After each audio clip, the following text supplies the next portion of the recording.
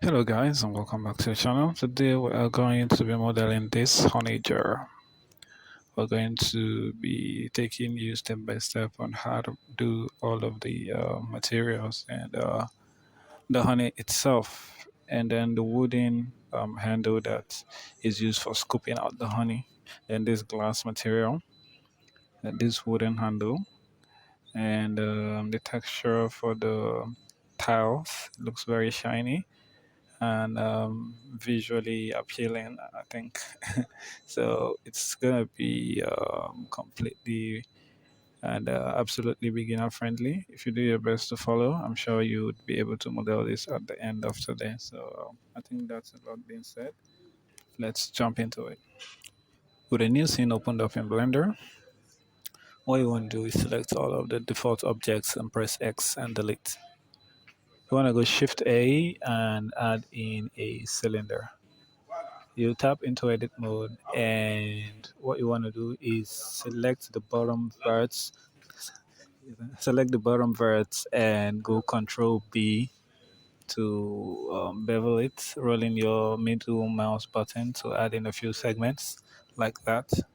Then you want to go to the top and select that face. In your vertex select option, you want to extrude up a bit, and then you scale it out, and then you go ahead and delete that face, I think. Yeah, let's delete and see.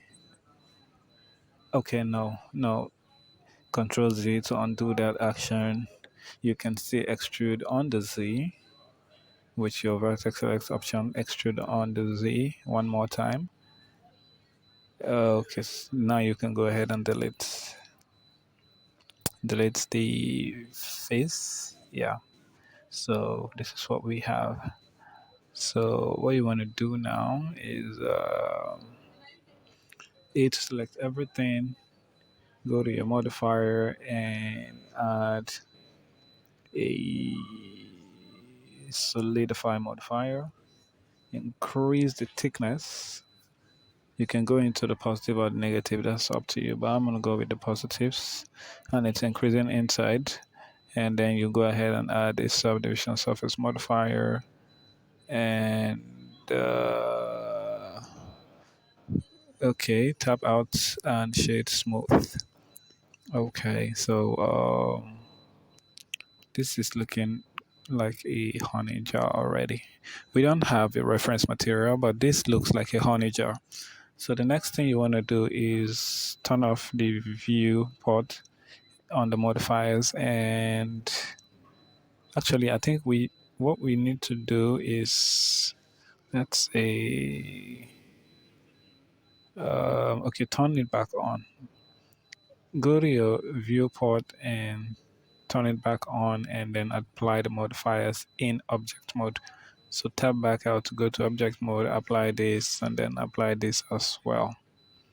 So now if you tap into edit mode, you can actually select some of these faces or edges. So what you want to make sure you do is go Shift Alt and select this edge, go to your edge and go mark that. Then you go select some part of the faces and Control L to select all of it, then Shift D to duplicate, and then P and separate selection.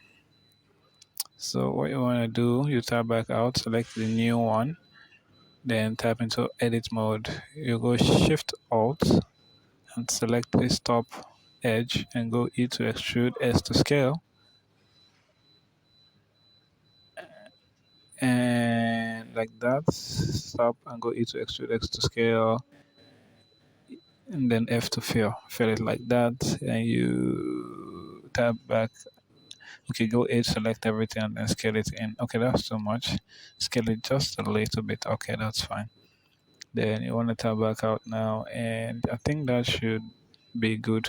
You can actually use that to make the honey, just give it honey material later. So what you want to do next is go to your front orthographic view and go H, select everything, then GZ, and move it up to be sitting on that floor like that. So what you want to do next is make the honey itself. But we're going to start by making, to select this, tap into edit mode, go to your wireframe, and you want to go SZ to scale it on the Z. Then you go GZ to move it down like that. We don't want it to be too full. We just want to have like half of the jar. The honey should be like half of it. So you tap back out. Then what you want to do is go Shift A. Okay, go your front photographic view first and go Shift A, add in a. What do we need next? Okay, we want to make the. Let's add in a cylinder. We can use that to make. Then you go GZ, move it up, and S to scale it up here, like about that much. Then tap into edit mode and go Control Alt to add in a loop, roll into segments, and then go Control B to bevel this, Control B and bevel this like about that much. Then E to extrude, right click to let go, and then go Alt S and scale it along the normals like that. I'll just scale it, and I think this looks better. Then what you want to do is go to your edge select options and then select these edges. This one, select the first, then the second one, then you see selected the third edge, the fourth edge, the fifth edge, and then the sixth edge, and then go Control B to bevel them like that. Something like that should be fine. Then you go to the bottom edge and control Shift Alt to select it, and the same thing at the top and bevel them like that. Then what you want to make sure you do now is go to your face select option, select this bottom face, and go I to insert it. Then you want to go E to extrude it out. Yeah, extrude it out like that. Then you want to scale it in and then extrude it again. Then you want to select everything GZ and move it up so we can have more space. You want to extrude that face again. Go and select that face, and you want to extrude it on the Z axis like that. Then you want to scale it after this extrusion now. Just scale it out like that.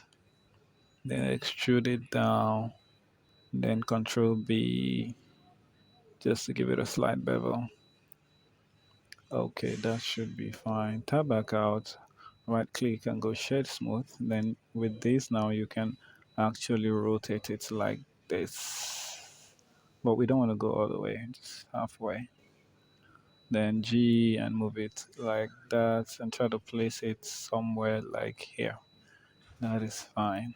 So we want the honey to drop from it. So it select everything and apply the scale. Control A. Then what you want to do next is go Shift A and add in a cylinder.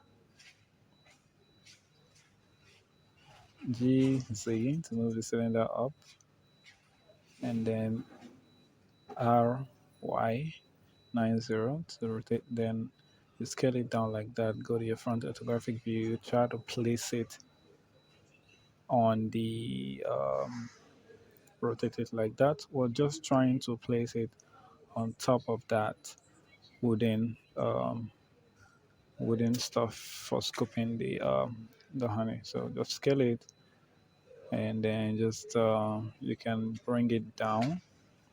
GZ, yeah, just bring it down and try to merge it with the wooden scooper, wooden honey scooper. That's what I'll call that. Then what you want to do after this is to go to your sculpting workspace Now, when you go to your sculpting workspace, the first thing you want to do is to enable dynamic topology. And for you to do that, come to the side, go down and enable Dynatop, and go to the drop down and make the detail size 5. I think that's all you want to do here. Then pick your clay strip brush and go F to shrink the brush. Yeah, like about that much. No, that's too small. Let's see. Yeah, that's too small. But let's see how far it can go.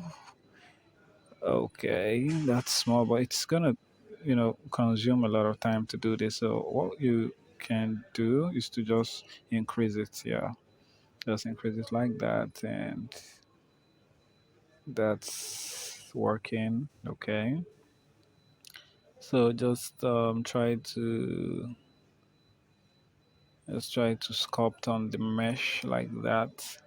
Try to make it not look like a cylinder. So when we give it material, it will actually look like a honey. Try your best to make it as organic as possible. You can just use your creative license at this point. There's no um, what you want to do now is select your snake hook brush, and then you can just you can actually grow the selection if you wish, but you can leave it like that. It's just gonna hook. But I think it's best if you just increase the size like something like this, so you can actually draw, hook and drag it down like that, so it looks like it's dripping out of that. So when we give it material, it can look like a honey that's actually dripping out of something. So it depends on the computer you're using, though. It could be slow for some people if your computer is not very fast. So don't if your computer is not very fast, don't worry. Slow and steady, you get there. So just hold and drag, hold and drag. That's what we're doing here. We're just trying to make it as organic as we can. We're trying to make this very, very organic.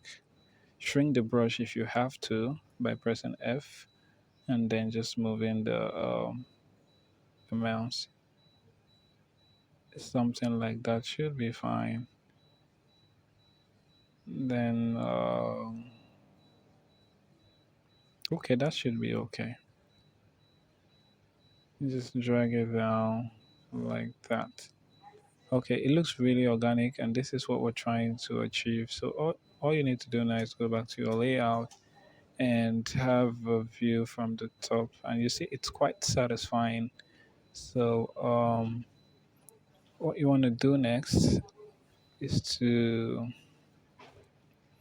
go Shift A and add in a plane. Then you want to scale this plane way up because we're going to be using a top view camera. We're going to place our camera at the top, so we're going to be viewing it from the top. So you want to scale this way up and okay, go Shift A and add in um, what do we add in next? Okay, we're going to be adding in the camera and the lights, and probably we'll give material to this floor and get a backdrop as well. So the next thing you want to do is to give this a shade smoothing, shade smooth, select the floor, and okay, this is looking nice. Okay, this is fine.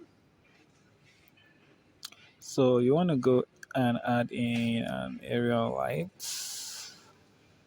But before we do that, let's just select this, holding shift select that, and go ahead. In fact, let's just select this and give it a, I think, remesh. Yeah, let's just select this and give this a remesh. And enable shade smoothing, and that should be, yeah, that should be fine. So let's go ahead and give it an area light. Go GZ, move it up, and then go to the light settings and make it 300 watts, I think. And then the size, I think 3 should be fine. Then you want to duplicate the lights and move it around like that. Duplicate it as many times as you can and rotate it. Put another one here.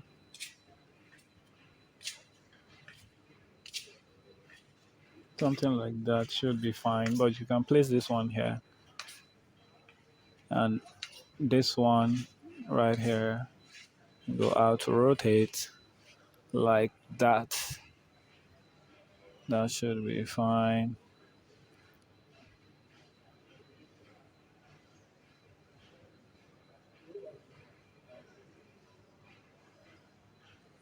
Okay, something like that should be fine.